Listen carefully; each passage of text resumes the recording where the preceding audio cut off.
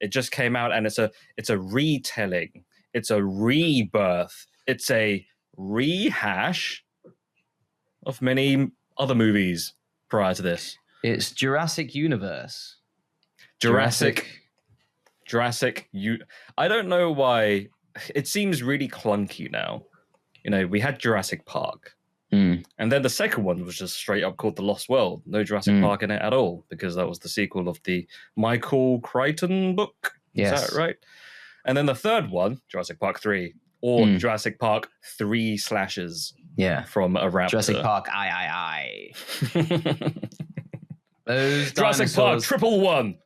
Those dinosaurs, they know their Roman numerals. Because, of course, that's when they became extinct, wasn't it? When the Romans when the Romans came. That's it.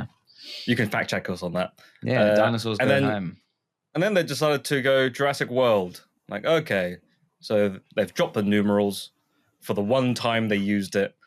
And then they made a couple of others that were somewhat forgettable. I never saw the third one of the reboot franchise. I couldn't do it. I never saw Dominion. So I don't know what that was all about. I heard it wasn't very good. I still probably will check it out, but I am in no rush. However, we've got Jurassic Park 7. Yeah. Jurassic Park 7, Jurassic World 4. So dumb. I know.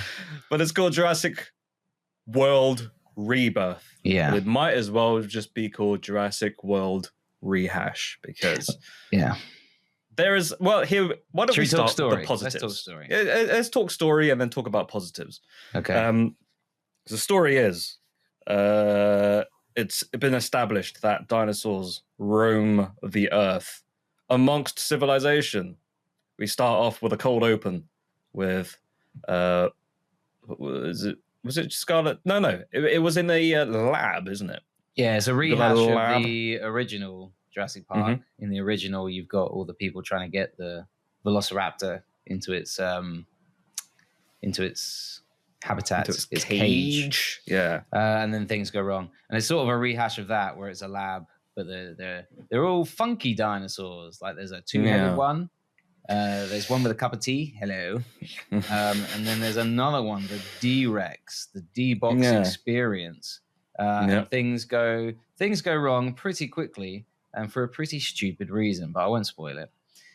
D for dinosaur. D for dumb. I was sat in D, the D row. You were sat in the D row, yeah. Yeah, well D for the. I was sat in row M for my goodness. What a I was sat in the row M for movie. Oh, there we go. What are we doing? Hey, anyway, moving it's on. a world that's gotten used to and apparently bored of dinosaurs being around. Yep. Dinosaurs now live. There's a small band around the equator. It's explained to us at least 3 times that that's the only area of the planet that dinosaurs can live on, because the world has changed since they were around. And then that area is strictly off limits to people. But then we meet Rupert Friend, who's looking very fake tanned in this. But then is he?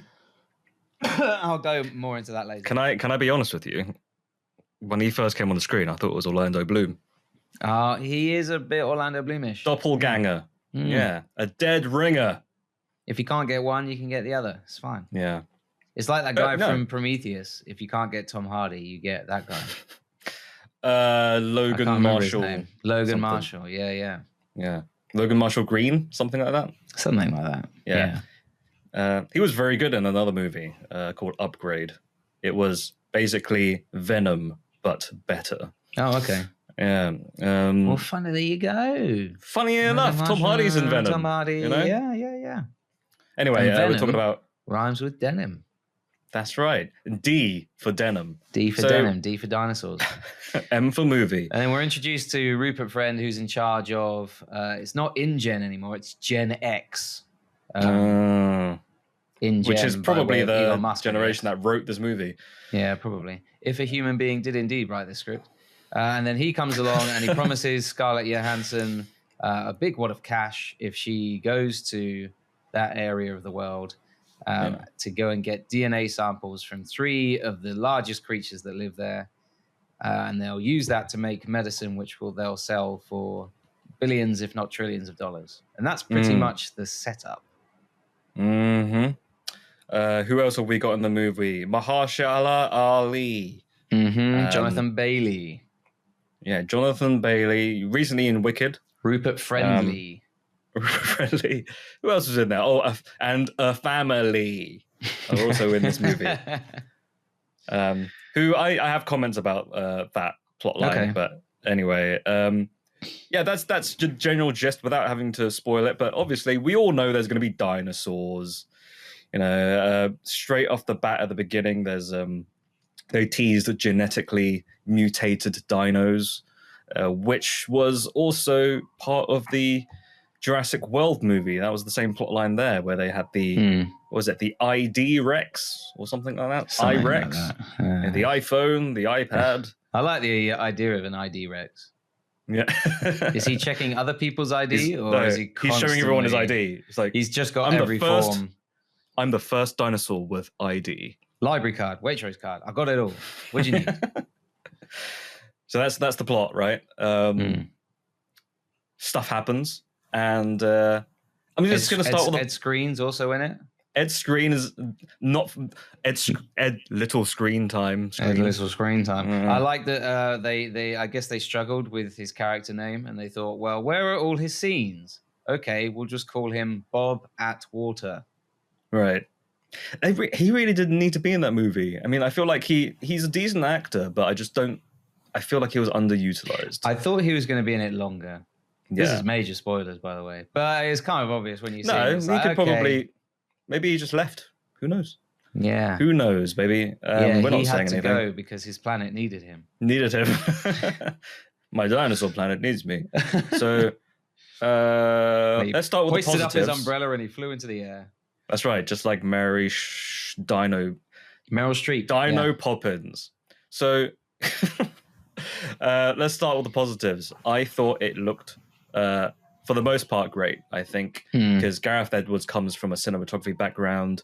He comes from a VFX background. He famously did his first feature film on his own computer at home. And he's very much... it was pretty much like holiday footage, and he just, I think so. Yeah, whacked some VFX over the top of it and made yeah. I didn't go too far deep into that. I remember watching it thinking like, wow, this is a slow burn. But critics seemed to like it. Audience seemed to hate it, but that also landed him in loads of big blockbuster movies. Like, what else did he do? He did Godzilla. He did Godzilla, yeah. He did Rogue One, Star Wars story. He did The Creator, which I personally really liked. You weren't really on board with it. I didn't hate it. I wasn't. I'm a sucker for those middling sci-fi movies. I liked that it was trying to do a lot of interesting things. Yeah. At least it swung for the fences. It wasn't just... It was a movie based on aesthetics, I thought. It was like, look at this gorgeous shot. Look at all these cool robots. It was gorgeous. Yeah. And this movie is quite something in terms of visuals, but because he knows how to stage and shoot large creatures. Yeah. He's really good with his scale. He's a good sense of scale. And yeah, I'd say it looked great. Action scenes, for the most part, is what you go in for, were... I would be lying if I didn't say there were moments where I was on the edge of my seat. I was like, oof. What's going to happen next? On the edge of your recliner sofa bed.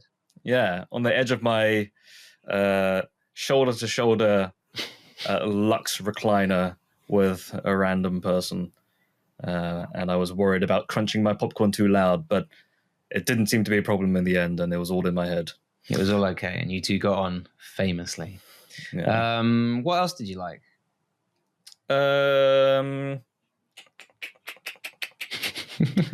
I think that's about it. Cut really. To mid-break jingle. I think that's about it. No, that's about it. Really, I liked the visuals and I liked the action set pieces. Couldn't say much about the music. I felt like it was kind of remixing John Williams' score. Yeah, for the most part. Performances were fine. For what it was, the performances were fine. some well, there's performances and then there's characters, and I think this is where we're getting into the negatives here. Yeah. Characters were paper thin. There wasn't much to them. They tried to do some stuff, but they were mainly just to get from A to B. Yes. I also found a lot of tropes very much almost verbatim to Jurassic Park. Like there were scenes where I'm like, oh, okay, they're doing this now. Like when Sam Neill's character first sees the Brontosaurus, we have that exact scene. You know, I think that's in the trailers as well. I'd be remiss. I'm sorry. It's a Brachiosaurus. Is it a Brachiosaurus? Sorry, I can't not correct. That's okay. You are the dino expert. Well, of the two of us. This reminded me of it's 50% Jurassic Park, 50% a book that I read to my 4-year-old called If Dinosaurs Came to Town. Which is the beginning of this movie. Yeah, they even had the fishing boat and then all the fish I quite like the shot as well. Did you see where the fishing net opens and all the little fish fall away? And then there's the giant head of a little Dunkleosteus. I didn't see. I think I missed that part. Oh, that's early on. Yeah. It's quite early on. Oh, anyway, yes, rehashing. You were saying rehashing. Yeah, that scene where they reveal the dinosaurs and they're like, dinosaurs are beautiful, and then there was that scene where what's his name, Jonathan Bailey? He's the dinosaur scientist, and paleontologist. A dinosaur scientist is a velociraptor in a lab coat. Yeah, with little glasses. Yeah. Are they the glasses that like are connected as well? Yeah, with a little piece of string. Yeah, so if it falls off, he doesn't lose them. That's right. No, Jonathan Bailey. He gets very emotional at seeing these dinosaurs to the brink of tears. And that scene just seemed like just verbatim to that first scene of the dinosaurs. From the first movie, they also have the obligatory... I don't know if this is getting into spoilers now, but there is a scene that is very similar to another scene from the first Jurassic Park. Okay. Maybe we'll talk about it in spoilers. Talk about that in spoilers. Yeah, that's about it, really. That's the first of the negatives. Second of the negatives, I guess, the story just seemed... pretty cookie cutter to me. I don't know if you'd agree with this, that especially some of the opening scenes, some of the dialogue and some of the scenes almost seems like placeholders. You think so? Almost, like what? As in like the museum scene where they first meet, not Rupert Friend, where Rupert Friend and Scarlett Johansson meet Jonathan Bailey. Yeah. That scene in particular, but there were a few others, it felt like, oh, this scene is not good, but we'll rewrite it, and then they just never did. Okay. And then they just shot it how it was. First draft, print and done. Done. So there's that. There's a lot of member berries in it. Like the first shot of the museum, you see the banner. Yeah. Which is rehashing the first Jurassic World again. Yeah. It's not as egregious in the same way that the product placement isn't quite as egregious. Although, man, I got to love me a Snickers. Hey, at one point, I don't know if you saw it, but I got there was one product that really stood out to me because I actually buy this product.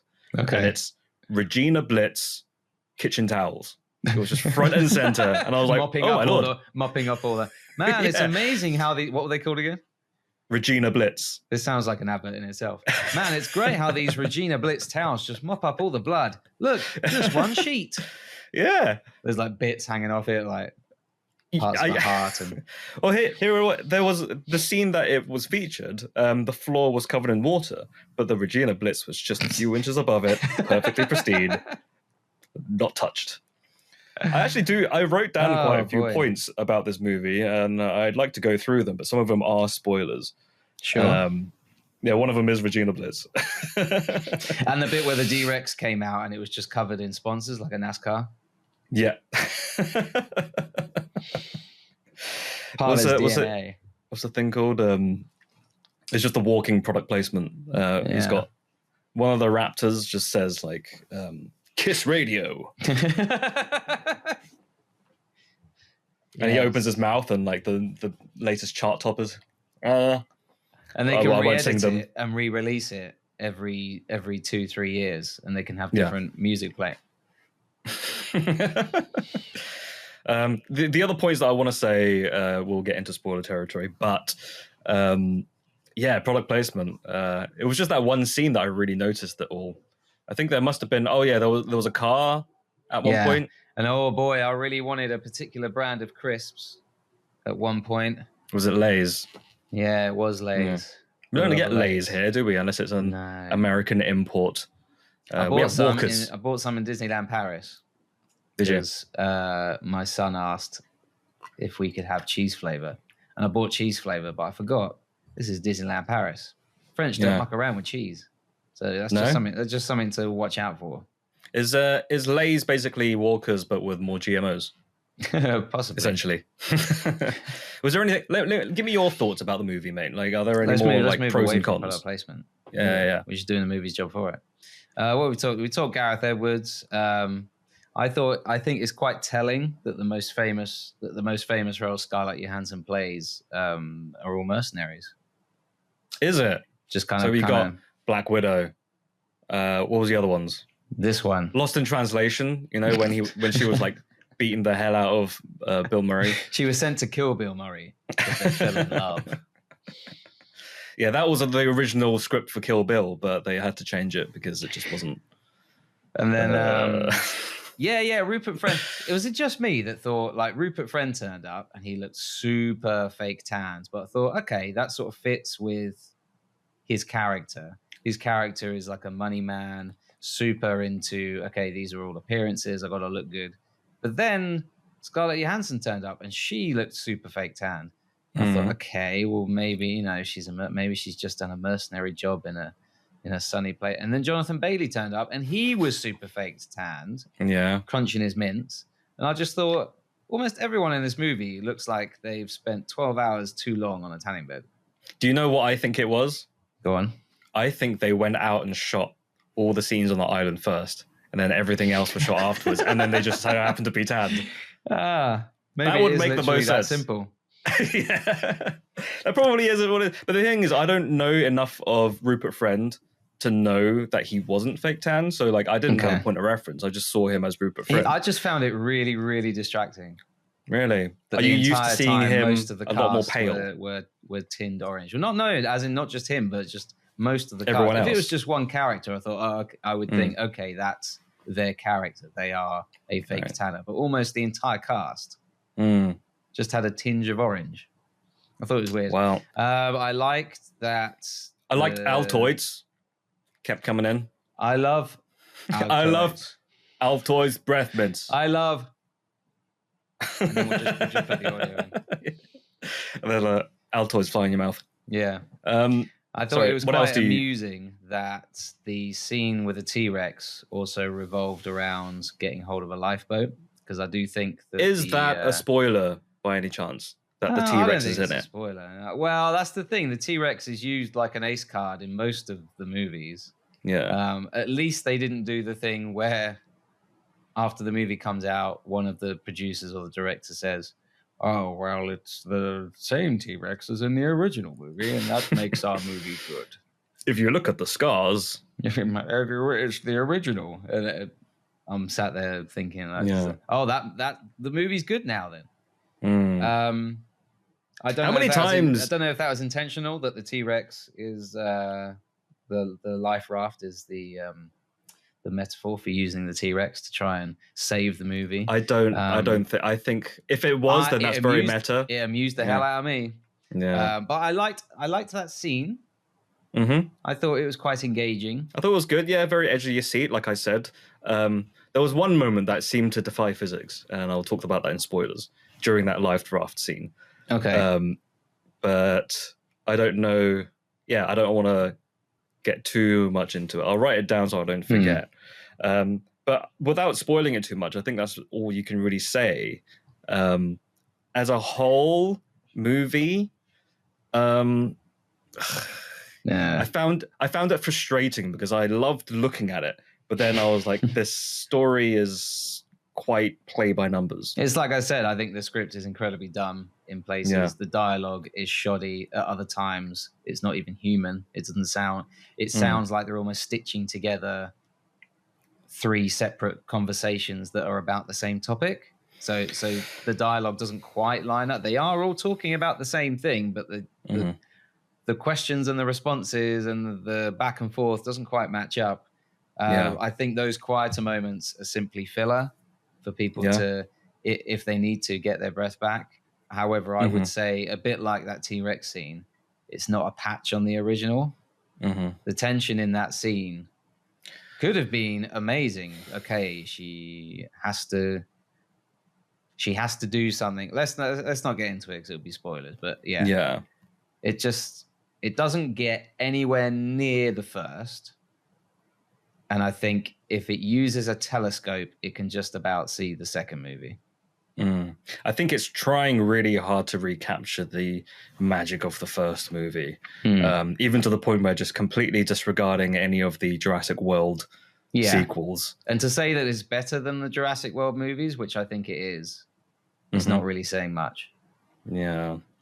Damning with faint praise. Having said that, my personal rating for this would be a chatting, I think, with a G. Chatting. Just split down the middle. Yeah. I think most of the chatting just goes to the visuals, the action set pieces, and that's about it, really. Yeah. I mean, I would be lying if I didn't say there were some moments that I was entertained, and I was. But, the rest of it was a little bit whatever. Yeah. This script is written by ChatGPT. Yeah, it felt a little bit like that. Potentially. What about you? I would agree with your points about, there were points where I thought, okay, this is entertaining enough. I'd give it a chat eye. I wouldn't go any higher than that. Okay. I think we've said all we need to say without getting into spoilers. So let's do spoilers. Okay. Just quickly. Quick spoilers. 5-minute spoiler time. 5 minutes spoiler time. I've got my notes. Go ahead. I've got my notes. Should we do the raft scene? The raft scene, yeah. So there was a moment where the lifeboat inflates, and then it goes zoop, and then it covers the whole of the outline of the T-Rex, and then it falls down within a split second, and he's gone like a David Copperfield magic trick. I liked that. I liked that touch. Did you like it? I thought like, hey, that's pretty neat, but it makes no sense. Like, it makes no sense, but it makes no sense in the same way that Clark Kent taking his glasses off turns him into like. Let me say that again. It doesn't make sense. Superman, but it's the same way that Superman's disguise is a pair of glasses. That doesn't make sense. But there's a charm to it. Yeah. So that's that part that I was going to say. But you liked the life raft sequence. I liked it. I didn't love it. Yeah, it was. I think they were sort of going for a retread of the scene in the original where the T-Rex first shows up. Famous for the big stomps and the water shaking. This scene, it had everything that it needed. It had, she crosses the water. Then she sees the T-Rex. So then it's that decision of, do I go for the life raft? Do I sneak back? Will I be able to do either one in time? Do I open the life raft now? Do I drag it across the water and open it? Like, what do I do? There's a lot of decisions that she has to make. And either one of them could go wrong. So in theory, I should be feeling quite tense watching it. I felt halfway tense. For me, it wasn't edge of the seat. Oh, okay. It was fine. It was probably the sequence that stood out for me. I quite like the bit where the T-Rex was trying to eat the little girl, and then you could see the teeth, and it looked like a practical effect where the teeth was trying to get through the rubber. Through the raft. I thought that was quite neat. Yeah, I liked that little setup that she was under the raft. Yeah. And then you were just kind of like thinking, oh my goodness, how's she going to get out of this one? Yeah. That for me, I was on the edge of my seat, but I guess it's different for apples and oranges, right? What else have I got? What about that? Oh yeah, I thought it was interesting. This would be major spoiler. Do you think it would have been better having the opening scene be the one where the mosasaur attacks the family's boat? that would. It would make more sense setting them up. I was thinking that would, for me, be the better opening because it doesn't reveal so much of your big D-Rex abomination monstrosity. Yeah. And you really didn't need that opening. That whole scientist opening, and also the contrived like little wrapper that goes into the thing. Yeah, it just felt like let's have a shoddy version of the opening from the first movie. Yeah. But not with dinosaurs. And it's weird that the movie makers seem to think that the viewers of these movies are sick of dinosaurs. I don't know if that's true. Mm-hmm.